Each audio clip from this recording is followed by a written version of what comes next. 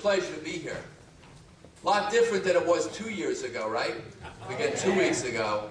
I mean, 2 years ago, about this night, I was sitting home thinking, oh my goodness, Barack Obama, Nancy Pelosi, and Harry Reid have the whole world to themselves. What's going to stop them? They're going to advance their far-left agenda, but something did stop them, didn't it? The Tea Party movement. Exactly. Because, you know, pundits, political pundits like to say, and Nancy Pelosi, they get it down to pretty minimalize it. They say this election was about the economy. That's all. It was just about the economy. It was only about jobs. Not that jobs aren't important, especially if you don't have one.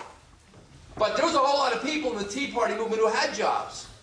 Most of them, actually. And a whole lot of people doing pretty well.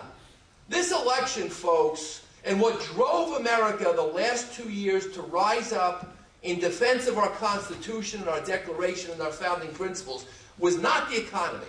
It was the understanding that Barack Obama and Nancy Pelosi and Harry Reid had our liberty and our freedom squarely in their crosshairs. That's what it was about. It was about America responding to an attack on our liberty, and the economic downturn that this nation has suffered is just a consequence of that attack on our liberty, because without liberty, there's no prosperity and no economic growth. There was a visceral gut reaction by Americans to understanding that their rights and the future of this nation was under attack. And it's demeaning to the Tea Party movement and the many thousands and hundreds of thousands of Americans who took part of it to think it was just about the economy. It was only about money. It was a lot more than about money. It's about our freedom and the future of this country and our commitment to our children. Because much of the work that you're doing right now is not about how it's going to be about us, but about what it's going to do to preserve this nation for that next generation. Not only just our kids, but those yet unborn. And you can be very, very proud of the work that you're doing. And I just hope that we can keep this movement going. And I think that is going to be one of our great challenges in the months and the years to come. It's very easy to think, you know, after the election, well, we won, it's over, we got back control of the House. Traditionally in the past, when that happens, usually campaigns go home. Say they're done. Now we can rely on a representative form of government. That's not the case. That is absolutely not the case. Not on the state level, not on the local level, not on the state level, and not on the national level. Particularly not on the national level, because coming off of this election, that new Republican majority was ready to compromise from minute one. In fact, Mitch McConnell called Tim Phillips, the president of AFP, 2 days after the election. You know what he said? Don't expect much from us. And what we said is, Senator, we expect a lot from you. We're not going to settle for anything less than having a lot from you. And then we heard that, well, now the Republicans and John Boehner and all of them are ready to start making deals and compromising. You know, compromise is the abdication of your principles. Seeking consensus means violating your beliefs. This is no time for compromise. Barack Obama, Nancy Pelosi, and Harry Reid did not compromise when they jammed their health care bill down our throats against the wishes of Americans. They didn't compromise for 1 minute. The last 2 years of the Bush administration, they never compromised once on advancing their liberal agenda. And Nancy Pelosi, still not ready to compromise. She didn't even know enough to go away when she was beaten. Said she wants to she's having a party. Right? Because they look at this as they're here for the long run, to advance their agenda no matter what. To advance Obamacare, to advance cap and trade, to advance card check, to advance higher taxes. And you're going to see that test over the next several weeks in the lame duck session of Congress. What people forget is that Nancy Pelosi is still the Speaker of the House until January 3rd. She has the majority until January 3rd. Harry Reid is the majority leader. He will be. They still have total control. They can call votes. They could vote and pass cap and trade in the Senate. They could try to do that. They could advance card check. They're going to put Republicans on the spot in the next week. They're going to say to Republicans, you know, we want you to compromise on the Bush tax cuts. We want to raise taxes for people over $250,000. You know, the job producers, the small business people, the people who have been under attack for the last 2 years that are no longer creating jobs. We want those people to get tax hikes because we want to put you on the spot and make you to vote on tax cuts for just the middle class. This is where we separate the men from the boys, the ladies from the girls, however you put that to make it politically correct. Because what Republicans need to do is have the guts to say no. We want tax cuts for everybody.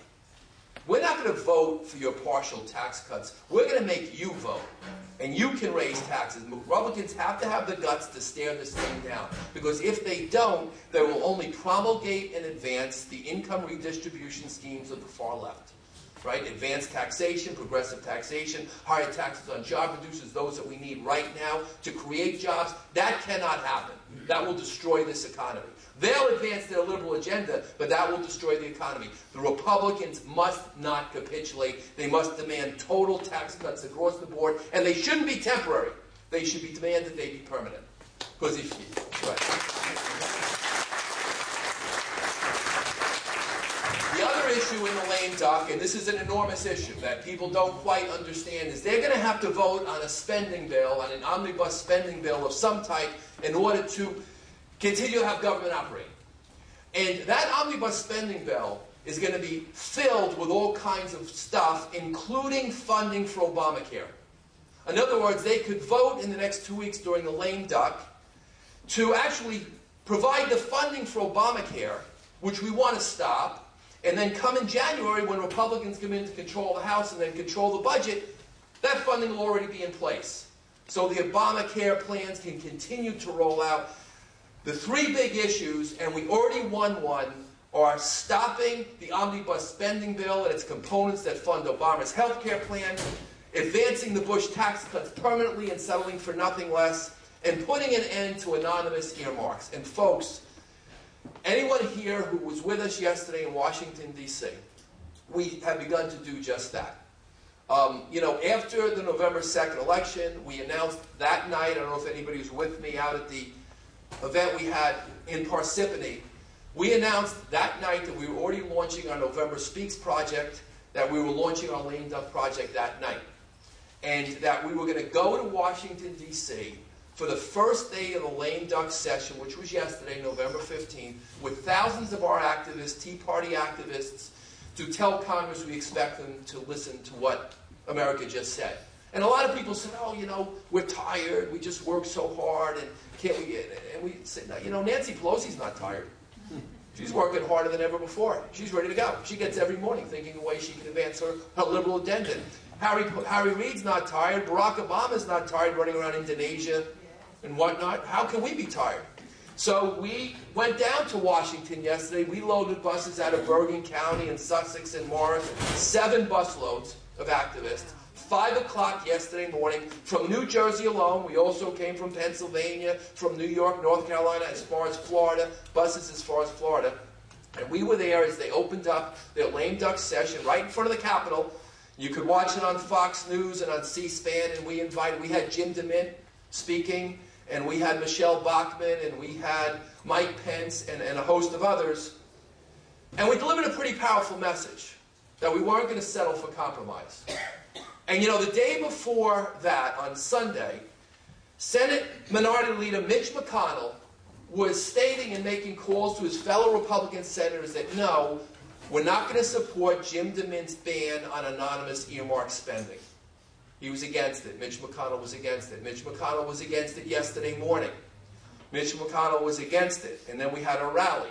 And then about 150 of us from New Jersey marched up to Mitch McConnell's office yesterday. And we went into Mitch McConnell's office. 150 people in an office, not a very big office, is a lot of people. And I had the honor of leading the group, and we walked up. In fact, I had a reporter with me from the very liberal New Republic magazine who wanted to tag along. Fine, we let everybody on board.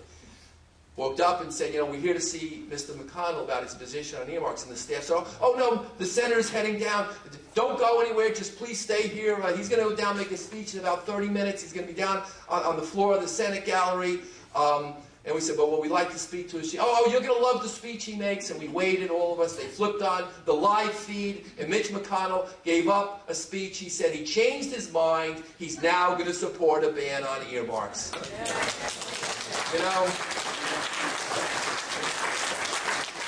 It works. Your effort works.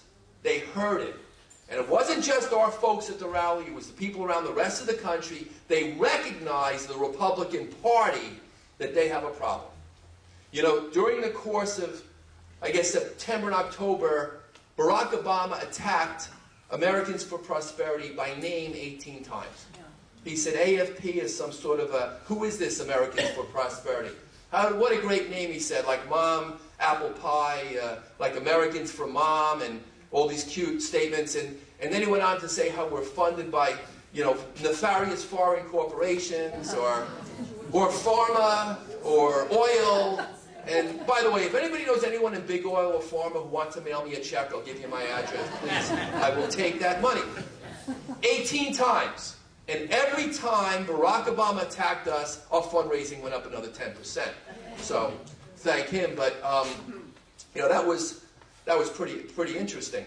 And you know, so we came off of the election and we went right back to work, and we're not going to stop.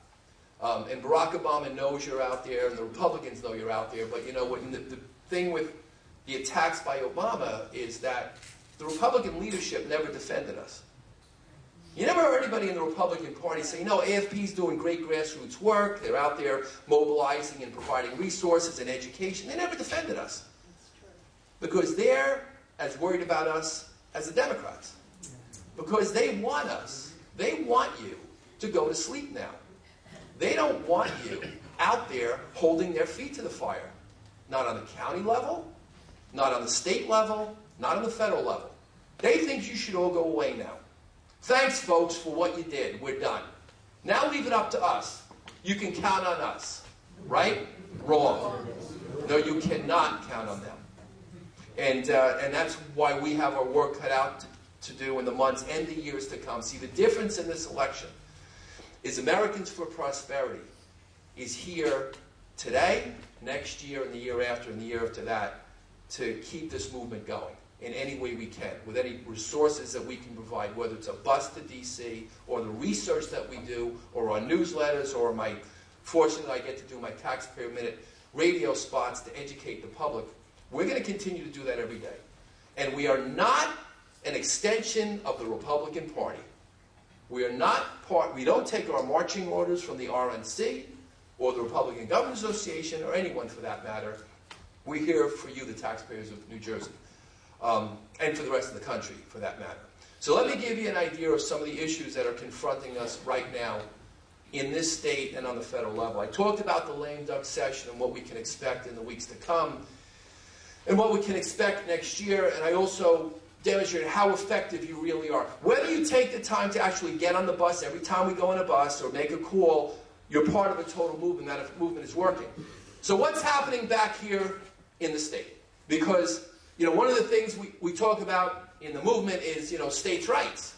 States' rights are very important. This is a country built on states' rights. We've talked about, you know, the fact that the federal government doesn't have the right to implement their health care lawsuit or other things like that. But, you know, along with state rights comes responsibility.